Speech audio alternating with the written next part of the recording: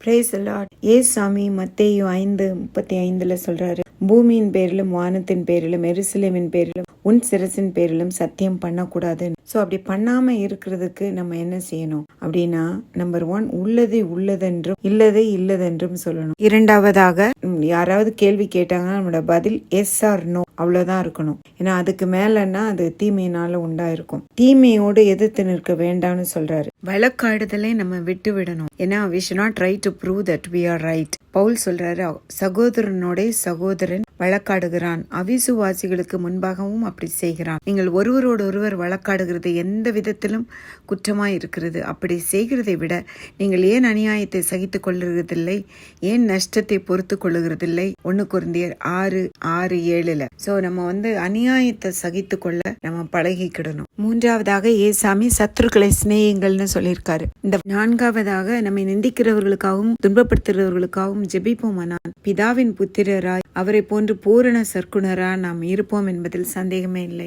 எதன் பேரிலும் சத்தியம் பண்ணாமல் தவிர்க்கணும்னா, நம்ம உள்ளதை உள்ளதென்றும் இல்லதை இல்லதென்றும் தீமையோடு எதிர்த்து நிற்காமல் நம்முடைய பதில் ஆம் என்றும் இல்லை என்றும் அநியாயத்தை சகித்து கொண்டு சத்ருவை சிநேகித்து நிந்திக்கிறவர்களுக்காகவும் துன்பப்படுத்துகிறவர்களுக்காகவும் நாம் ஜெபித்து கொண்டிருப்போமானால் பிதாவுடைய புத்திரராயும் பூரண சற்குணராயும் இருப்போம். அது சந்தேகமே இல்லை. கர்த்தர் தாமே நம்மளுக்கு உதவி செய்வாராக. ஆமேன்.